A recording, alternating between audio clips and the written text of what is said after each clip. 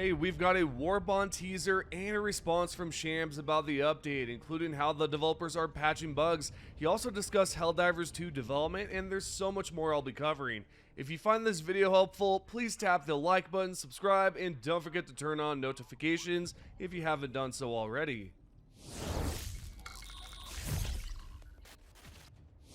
Alrighty, so Shams Georgiani, the CEO of Arrowhead, actually went over some details about Helldivers 2 and some things that I think are worth talking about. Right here, straight up in the chat, this is what he had to say. As always, I can't spill beans on when updates come, but everyone is super hard at work at building and fixing stuff. So obviously they're going through some stuff here, trying to figure out what to do. Obviously with the recent patch, it caused some issues with certain bugs, but with this one, they're trying to patch up all of the problems, including performance, which we'll get into later on in this video. We'll talk about that here soon. So this right here is great communication from Arrowhead, especially the CEO. He's a great dude, it seems, and he actually talked a little bit more about some of the issues going on. Right here, he responded to all of the players essentially because he didn't specifically reply to someone's message. He just sent this and wrote, "The bugs that have been piling up are in part what's slowing us down. We build new things, more bugs pop up, there's light at the end of the tunnel." Now it seems that every patch they produce or develop, it just has some issues behind it, which is nothing new when it comes down to development, right? I mean, if you ask any developer, they'll tell you, yeah, we experience bugs, every so often, and we have to patch them. It's nothing new with gaming. But this right here is interesting. So he admits that there are some bugs that have been piling up, but they're doing a lot to patch those issues so they can at least get some things going, right? I mean, it makes sense. When you have a patch that's so big, like the ones we have received in the past, some things are going to pop up and yeah, it's going to go south. I'm just happy that they're working hard to give us some really cool content, and we're going to get into the part where he talks about a live service game, because a lot of you are, have said that, hey, it's a live service game, shouldn't we receive some content? I mean, it makes sense, and we're going to get into that here. So let's actually talk about it right now. Now in this post, Shams replied to a fellow Helldiver and talked a little bit about the engine and some of the comments about how it's a live service game. Right here, he said, "It's less to do with the age of the engine and the technical debt we've accrued over the years. I saw someone post on Reddit the other day, didn't they know they were building a live service game? How are they planning so poorly?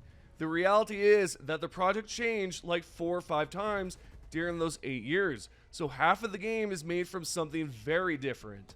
This right here is interesting. It's not just about the Stingray engine. Of course, a lot of you know about it, how it's an outdated engine, but he's talking about mainly how the project changed 4 to 5 times during those 8 years of development, which is very interesting. And you got to think that's another thing that happens with gaming development, right? A lot of ideas switch back and forth, and sometimes you don't know what you're doing. And right here, he's just talking about how that's pretty much what happened because they didn't know what they were going to do at the time, and that makes sense.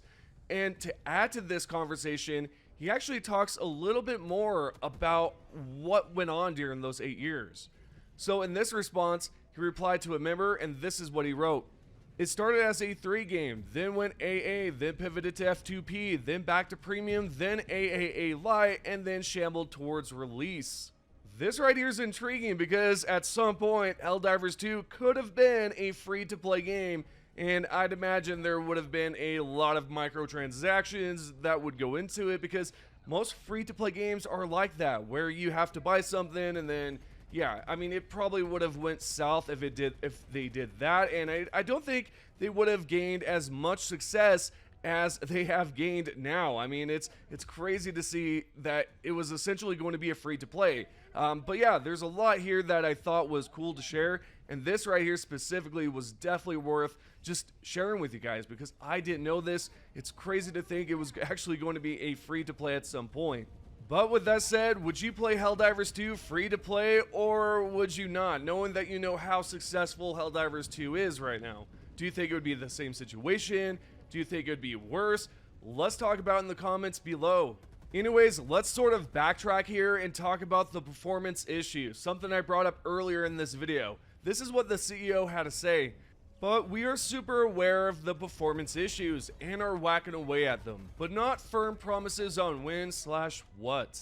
So that right there is great, you know, they're aware of all of the performance issues, all of the concerns as of late, and they're trying to eliminate any problems for this future patch, and I think that's amazing. Despite how some of you may feel, you may think, oh, things are a little bit too slow. We already went over why things are slow because of different things going on during development that kind of slow things down to right now, and how the bugs are also slowing them down. But they're also trying to figure out ways to go around it, fix the performance issues, you know, all the bug problems. I mean, they're trying their best. For a studio that is small, they're trying their best, and all I can say is I think they're doing a great job. I know some of you may think I'm glazing. I'm not doing no glazed donuts here, buddy. I'm just saying that this right here is just, it's great to see the communication. That's all I'm saying. I think for a studio that's that small, that developed Helldivers 2, they're doing great. But we'll find out in the future, and we'll see what happens. Speaking of content, there's a Helldiver here that wants to know what's going on behind the scenes that they're not understanding. They want to know about the content and why it takes a while, you know, every month and so on. So this is what Shams had to say in response. To be frank, it's that we have so much technical debt, it's hard for us to know how long things will take to make. And when it's made, how will it impact performance? It comes in and oops, it broke it. So we have to either slow down, change how we work, or build new stuff. We might have gone a bit too hard on new stuff, but the good news is that we have a new great technical director helping out, and new and better processes are in place that will help. We've actually talked a little bit about this in the past, how they've hired new developers, they've hired new employees, and I think things are going to get a little bit better as time goes on, and they'll soon be able to drop patches more frequently. Nonetheless, that's one of the reasons as to why things have been so slow, because of technical debt. You've got bugs, you've got performance, you get all these things that they essentially have to figure out how to resolve, and you know, I think eventually it will get better. So then a fellow member asked Shams Georgiani, is the game engine limiting stuff? And he said, it's a big factor, lack of tools, lack of engine updates, difficulty on onboarding others, etc. Yeah, so they're having some problems with the engine. I'm sure that's no surprise.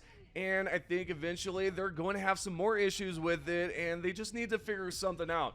They can't swap engines, by the way, because we do have a response about that. Someone asked, you know, can you swap the engines? And he said it would take 2 to 3 years, and I'm sure no one wants to wait that long. I mean, I'm sure the player base would die out from that. But yeah, they can't just swap engines out of nowhere. It would be useless. It'd probably cost too much money, and they're better off just using, you know, that engine to develop Helldivers 3, if I had to guess. I think that'd probably be the best idea there. And just quick thing, I apologize. I'm going to talk about this later on. I recorded this right as I woke up, so there's no script, there's no nothing. My brain's dead right now. Anyways, that's what he wrote, and we're gonna continue on here. Next up, there's a member that brought up the Killzone crossover, wanted to know when it'll arrive again, and this is what Shams said. It will return, no date confirmed. We need to figure out the right pricing for the stuff. And there you go. It's gonna happen. I know we've talked about it multiple times. You know how they've said, hey, it's coming back, it's coming back, it's coming back. But it seems the main reason is, you know, they need to figure out the right pricing. And I think that makes sense. You don't want to cause another problem, stir the pot even worse. I mean, last time, a lot of players didn't like the pricing, and now they're trying to figure out the right price for it. And you can't hate on that. I'm not sure how long that would take to be like, hey, you know, maybe we should just make it worth 100 credits or something instead of like 180 or whatever it was at the time. With that being said, this is what Shams said to a player when he talked about some of the prices and how most devs would have defended the prices. He said most gamers can smell bull. Don't get me wrong, we're running a business and we want to figure a good place between charging for stuff so people feel they're getting good value. We missed the mark on Helgist and we will try to do better next time. Again, they're trying to figure out the pricing and it all makes sense. You know, I don't know how long that would take. In my mind, I'm no developer, of course. I'm no person that puts down the prices, but I'd imagine it shouldn't take that long to figure out how to price it. And now we have some great news. We now have the Warbond date. So this is what Baskinator, the community manager, wrote. Greetings, Helldivers, a quick update from us. We know it's been a while since our last update. Fear not, we are cooking. You may have noticed that the gap between our major updates and Warbond releases is a little longer this time. But we're happy to say we'll be announcing our next Warbond on May 8th, and there will be more exciting news to come not long after. There we go, so we have news about the next Warbond date. That's going to be interesting. I can't wait to see what they're going to include into it. And then on top of that, they're going to be revealing some information about the next update if I had to guess. I mean, that statement right there towards the end seems like it.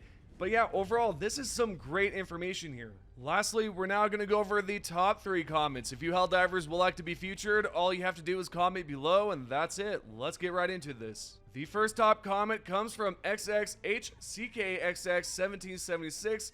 You wrote, with the squids going to a planet with destroyed bot factories, it'd be cool to see bot design Illuminate adapted tanks and other heavy machinery.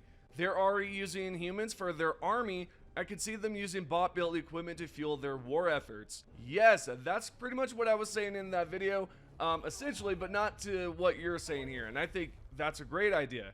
And I would love to see that. I mean, it would be completely different from what we've seen in Helldivers 1. The second top comment comes from Off Hellbird. Yesterday I took out a Watcher Illuminate drone, and while it was dead on the ground, it called for Illuminate ships. Last week I saw a Harvester floating around with no legs. That's amazing. I didn't even know they could actually roam around with no legs. I've seen it with 2 legs, and I've even seen it with 1 leg. I've never seen it with no legs. Insane. So it was just floating. The last and final comment is from Powerhound. It's really surprising we don't have at least a patch coming with fixes. Really wish they communicated more.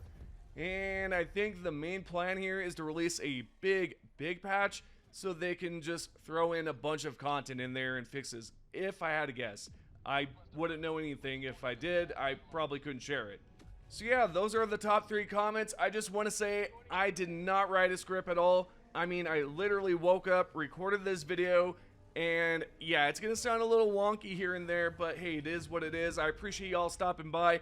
If you can, hit the like button, subscribe, and turn on notifications, and I'll see y'all in the next video.